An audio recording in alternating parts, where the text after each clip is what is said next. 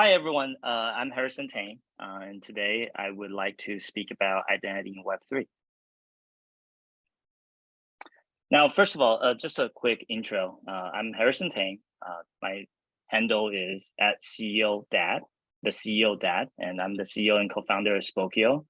And we are one of the biggest people intelligence service that helps over 15 million users a month to search, connect, and know who they're dealing with. We actually aggregate our own data, organizing about 6 billion records into 600 million entities.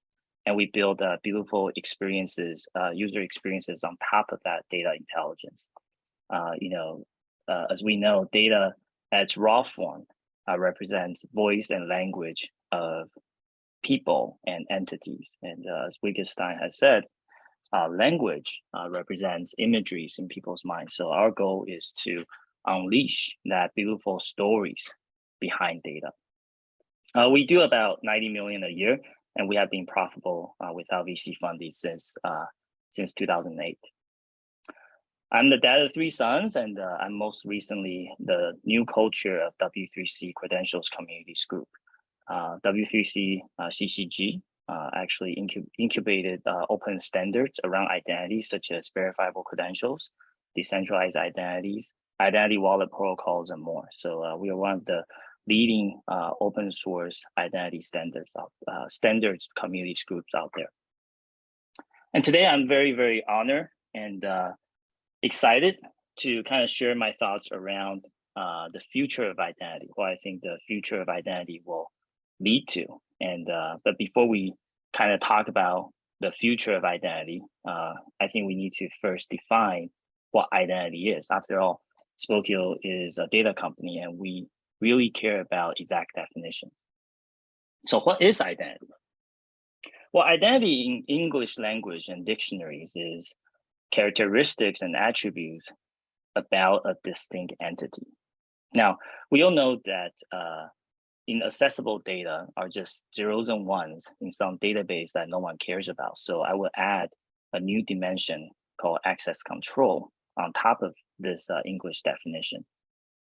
Then the definition of identity becomes accessible data and characteristics about a distinct entity. So there's 3 dimensions to this. One is obviously people data, right, which includes name, contact info, personality, behaviors, demographics, reputation, and so on and so on. There can be thousands, if not more than that, right, dimensions around who we are. And these information can come from different sources, right? If it comes from the users themselves, that's called first-party data, right? Users, friends and connections, second party, and lastly, independent data aggregators. Those are third-party data sources. So it has a lot of data attributes, and the sources can come from different places. The second dimension of identity is the concept of being or entity, right? And entity is just a thing with a distinct and independent existence, which is a concept in philosophy that's concerning and related to ontology. Right? And lastly, access control. As I mentioned earlier, data that's not accessible are just kind of useless. They're just zeros and ones in some database. So access control and accessibility is quite important. The concept of privacy, which is control over access to oneself or one's group, right, is part of the access control concept, right? Making sure that the right people can access the right data or resources. And this includes problems such as authentication, authorization, and audit. And I can go into a little bit deeper into these concepts later. So now we have defined what identity is. We need to talk about why is identity important. Well, identity today is the how to the what, a means to the end, right? It's something that's a much needed fabric that empowers multiple different use cases and transactions. And these are just some non-exhaustive list of use cases that identity empowers, such as people search, right? In the consumer side, connecting and verify people with trust, right? Genealogy, ancestors and that people are people do, right? So genealogy research and heritage is part of the identity use case as well. Fraud prevention, making sure that the logins or the transactions are real, they're authentic, not from fraudsters. I mean, fraud is becoming a bigger and bigger issue as, especially in the digital fraud, as more and more people's activities move online. So fraud prevention and fraud mitigation is actually one of the biggest and highest growing market segment in the identity use cases. Financial crime compliance, such as KYC, know your customer compliance. AML stands for anti-money laundering, and there's a lot of these financial crime related compliance that financial institutions have to abide to, and those are identity use cases as well. You know, credit and payments. Most recently, MasterCard and other payment networks have talked about how they want to evolve from a payment network to an identity network, right? Realizing that payments ultimately is anchored on top of people, and payment networks is a subset of identity networks. Authentication, you know, security, account access, credentialing, you know, when users are onboarding, when users are actually creating a new account, right? That's part of the authentication, or making sure that the right people are accessing the right account. That's part of authentication. Identity protection, security, digital identities, marketing use cases, helping businesses find qualified leads and customers, and marketing analytics, right? Optimizing ad spend and reach. And these are all use cases that identity empowers. And it's a huge market. I mean, in the US alone, it does more than $70 billion. And if you do globally, right, that's even bigger. And these are just some non-exhaustive list of market segments. You know, people search is about 500 million in revenue a year. ID protection and password manager, 5 billion, genealogy, 2 billion, identity verification, fraud prevention, 20 billion, and so on and so on. So it's a huge market opportunity. Now we define what identity is. Let's go into what identity will be in Web3. And before we talk about what identity will be in Web3, we need to first define what Web3 is. And Web3 is the decentralized web that heralds the concept of digital ownership. And the first key concept is decentralization. And decentralization is this concept that the control and power is distributed to multiple entities as opposed to single or few entities. So not just one or few companies and big tech control your identity, but rather it's actually thousands, if not billions, right? Empowering billions and tens of billions of people to control their own identity. That's the ultimate decentralization. The concept of digital ownership, right? The state or fact of legal possession and control over property. Right? Those are kind of emerging concepts in Web3 that didn't exist before. Token economics, the factors around how to value and price a token, right? And token and cryptocurrency is just a mean of vehicle of value, right? That's pertaining and relevant to a certain use case or system. And those kind of token economics is also one of the hallmark of the Web3. So I think one of the best definitions, in my opinion, for Web3 is that if Web1, the original web, is about read, empowering users to consume content online, and Web2, which is symbolized by social networks, not just allows users to consume content, but also generate content, user generate content, so read and write. Then Web3 will empower users to not just read, write, but also own their content, own their identity. And that's the hallmark of the Web3. Is this concept of decentralization, distribution of power, and in the ultimate form, empowering every single individual with the control and power over their own things, digital goods, right, and digital properties. So ultimately, it's the concept of ownership. And so if you add it together, identity in Web3, then it's quite simple. Identity in Web3 is this concept of decentralized identity. And because we divide this problem of identity into three parts, entity, data, and access, then identity in Web3 or decentralized identity can be dimensionalized into three dimensions. The first dimension is decentralized entity. The second one is decentralized data aggregation. And lastly, decentralized data access. And there's multiple new technologies that can be grouped into these areas. So in the decentralized entity front, there is a new standard called Decentralized Identifier. And I'll go into that, what that means and what that entails later in the presentation. Most recently, the founder of Ethereum, Bullman, has talked about soul-bound, the idea and the concept of soul-bound NFT, right, non-fungible tokens. That's part of decentralized entity. Entity resolution, how do you actually link and create and assign identifiers, right, to different and disparate and separate data and records across multiple systems. That's a big problem as well. Hierarchical deterministic keys, these are all concepts around the idea of entity. Around data aggregation, decentralized data aggregation, there is a standard called Verifiable Credential, which in my opinion is the most important decentralized identity technology, and I will go deep into that later. Personalized data store, IPFS, decentralized reputation, those are all decentralized data aggregation technology. And lastly, decentralized data access, which includes the concept of self-sovereign identity, self-issue open ID provider, and so on and so on. Okay. And why is decentralized identity important?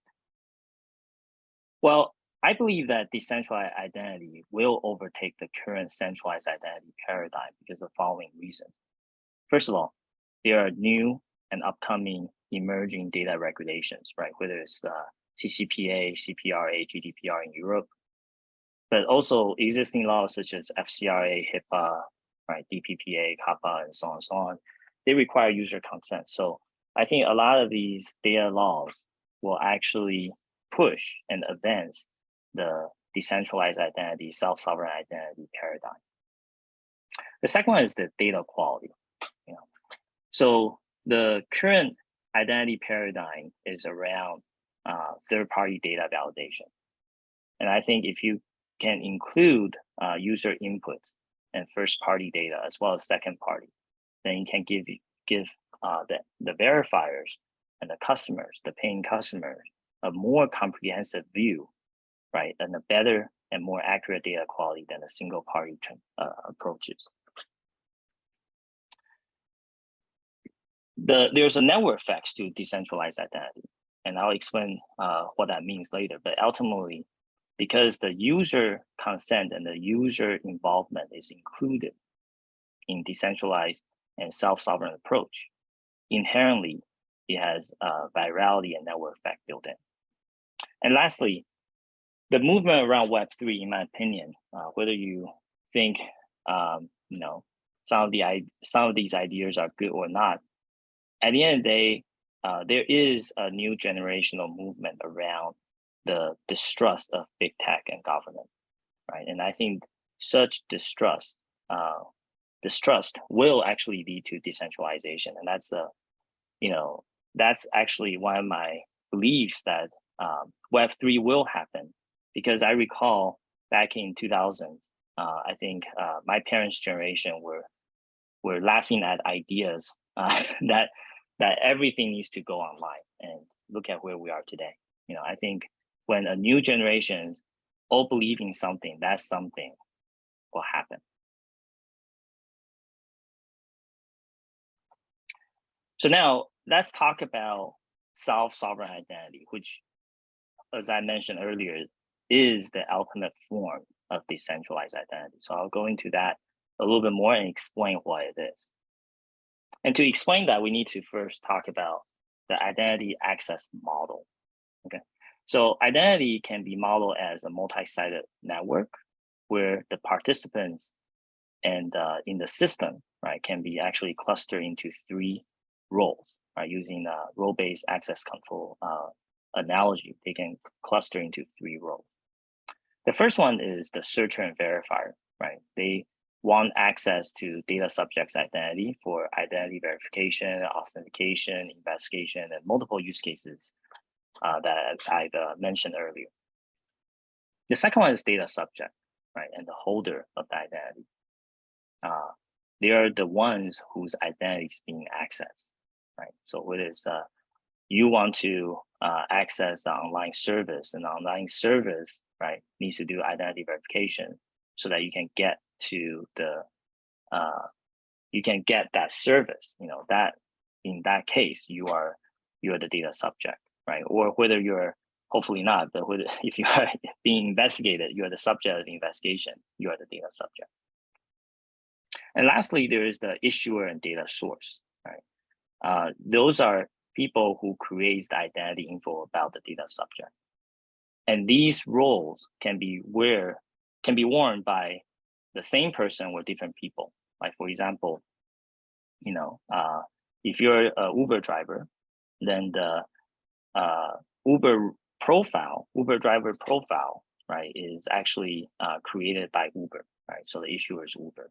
You're the data subject, right?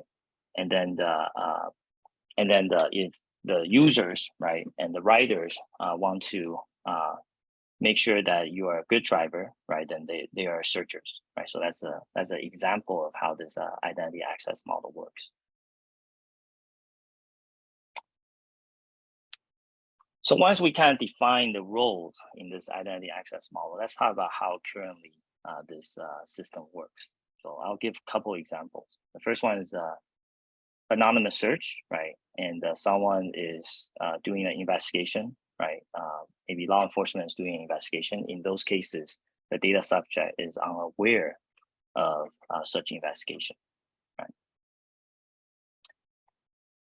Second one is identity verification. When you sign up for a service, especially financial institutions are actually legally required to know who you are, and they'll do identity verification for KYC, know your customer compliance.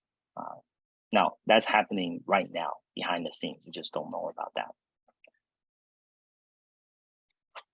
Social login, right? When you're logging to a service using Google login or Facebook login, essentially the Facebook and Google controls, right, as an identity provider, kind of controls that interaction, and so you're not in control, right? It's the big tech that's in control.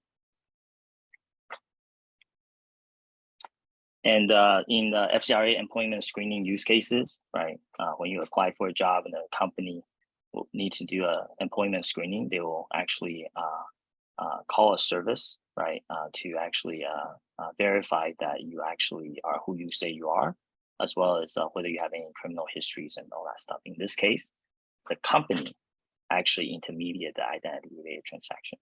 Okay. Now, the future self-sovereign model empowers the data subject to be in control of their identity by making sure that the data subject sits in between and in the middle of any identity-related transaction.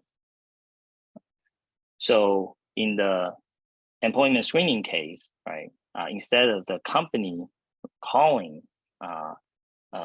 employment screening report to the company, you as a user will make that call, right? You as a user will actually create the report and then return that to the company. So in that case, you are in control, right? Because as we know, in any kind of transactions or marketplace transactions, the person in the middle actually controls the whole system. Okay.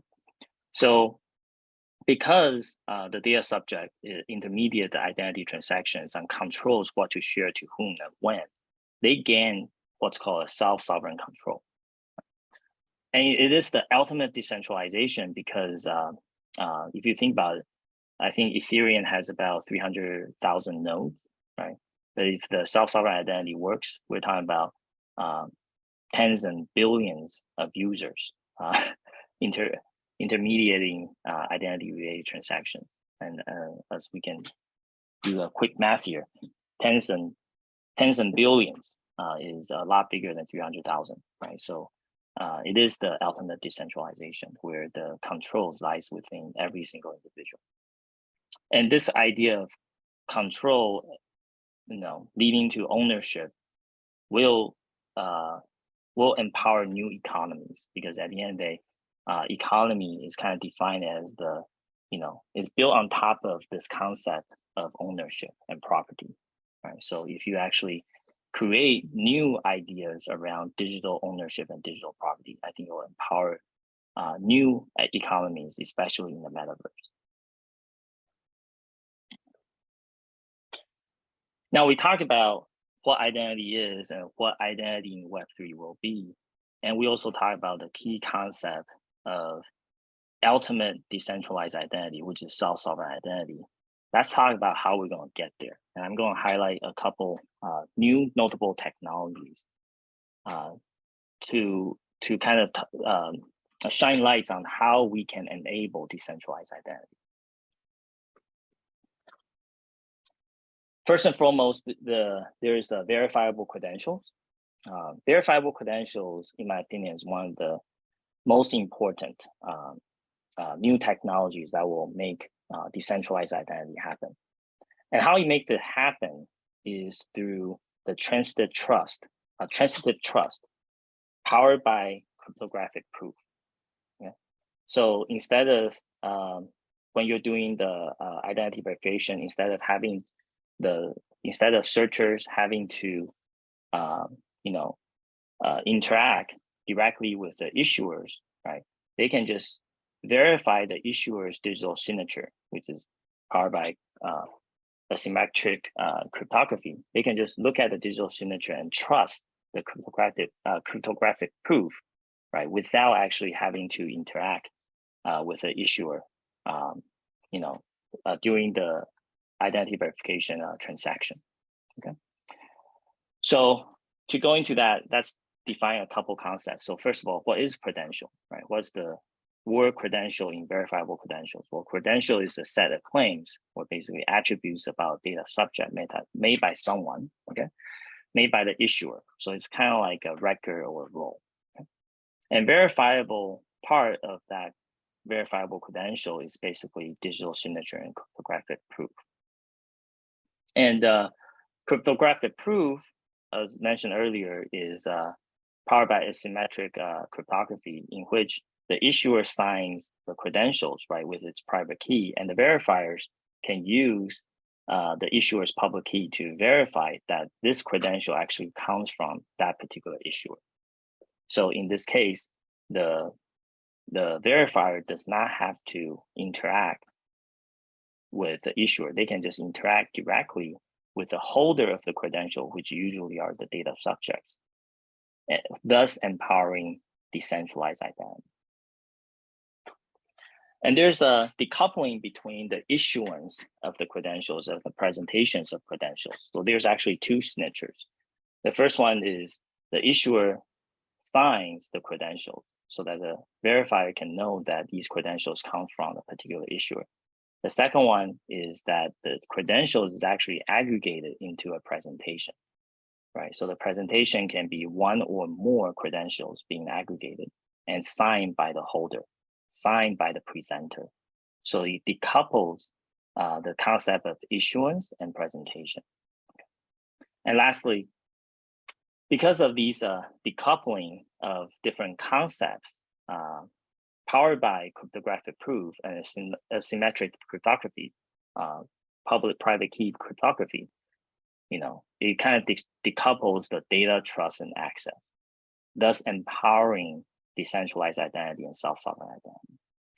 So verifiable credential as a standard, in my opinion, is the most important standard that empowers decentralized and self-sovereign identity. So to go a little bit deeper, part of the verifiable credentials standard includes this idea of verifiable presentation. Okay, and presentation is just an aggregate of one or more credentials that represents a persona and a facet of someone's identity. And this presentation, verifiable presentation, is actually digitally signed by the holder, the presenter, so that the issuance of presentation of someone's identity can be separate. Right? It actually empowers decentralized aggregation. Most of the data aggregation right now is actually in a centralized approach, in a centralized database. And this aggregation actually happens at the edge in the data subject's identity wallet. So it's actually a localized, decentralized data aggregation. It includes features such as selective disclosure, the ability for the holder or the presenter to make fine-grained decisions about what information to share, or they can actually create derived predicates. Like, for example, I'm 40, but then we can create a field set. Am I over 40, right? Something like that. As another example, when you're doing age verifications, a lot of times the use cases only require whether you're over the age of 18 or not, right? So you can just share those derived predicates or derived information as opposed to the information itself, which also includes new technologies such as zero knowledge proof, right? You can prove that something is true without conveying any additional information. This is actually something pretty cool. It's very similar to, in my opinion, the idea of hypothesis statistical testing, right? Basically showing that something is not true, right? And then kind of increase that certainty. But this new technology essentially allows the searchers and verifiers to have a confidence about a certain statement without actually knowing, without the data subject actually sharing the exact information. There are other technologies such as decentralized identifier, and this is actually pertaining to someone's entity, right? Identifier is basically the name of the entity, and unique identifiers uniquely identifies an entity and labels its existence. Because if you think about it, existence is basically the interaction between an entity and other entities within the same system, right? So unique identifiers enables that. And existing identifiers is basically controlled by centralized entities. For example, Spokeo ID is controlled by Spokeo. Facebook ID is controlled by Facebook. Right? Your passport number is controlled by the government. And decentralized identifier is trying to change that. It's a new unique identifier that doesn't require a centralized registration authority. And it's also powered by cryptographic proof. And because the control is no longer controlled by a centralized authority, it's actually controlled by the data controllers or data subjects who holds the private key, right, to the decentralized identifier. It enables self-sovereign control. In other words, you are in control of your own entity, of your own identifier. And you can change things without third party or other centralized solutions permission. So again, this whole thing is powered by asymmetric cryptography, right? The signer signs the DID with its private key, and the verifiers can verify the DIDs and DID documents with the signer's public key. A lot of times, this DID, decentralized identifiers, anchor on top of a distributed ledger or blockchain tech, right? That's often used as verifiable data registries, right? Where that decentralized identifiers are recorded. And this further decentralized the entire system, right? So as we kind of know what blockchain and distributed ledger is about, right? It's about that not one or two or a few entities control the ledger or controls the database, but rather it's actually thousands, if not tens of thousands and hundreds of thousands of entities controlling that, right? So it's decentralized. And if you actually record the decentralized identifiers on top of a distributed ledger, then the registry itself is also decentralized. And there's other cool technologies built on top of that, such as DICOM, which is a communication protocol built on top of decentralized identifiers. So there's a lot of cool things that you can build on top of the decentralized identifier protocol. Other cool techs, such as entity resolution, one of the things people don't realize is that your digital identity is inherently distributed and decentralized, right? So different systems have different identifiers, right, to identify their customers and users. So Facebook has one, Twitter has one, Spokeo has one. Any single website or businesses usually has a unique identifier to identify their customers, right? So it's inherently distributed and decentralized, right? And entity resolution is trying to create a new construct, a new digital identity that actually link all these distributed identifiers together. Okay, and it is a pretty cool technology, and then it generally evolves these certain concepts, right? The first thing first is you have to make sure that the records are matched, right? You can compare, do pairwise comparisons, making and decide whether these records are actually referring to the same entity. And then you start linking them, and linking is defined as the creation and assignment of unique identifiers, right, to different records and roles, and connecting them so that you can connect them together. And there's different types of linking, right? There's horizontal linking where, you can just look at a single role and assign an identifier that way, such as phone numbers, address IDs, and so on and so on. And the hard part is the vertical linking, such as person linking, right? There is no inherent person ID that rules them all. It is your primary digital identifier is an artificial construct. It does require looking through multiple records to actually create and assign such an identifier. So if you really think about it, digital identifiers, especially in the upcoming metaverse space, it is inherently an artificial construct. And how do we actually, as physical identities, interact with it? That's a very, very good question, and very, very interesting one. And that's what this technology is trying to solve: authentication.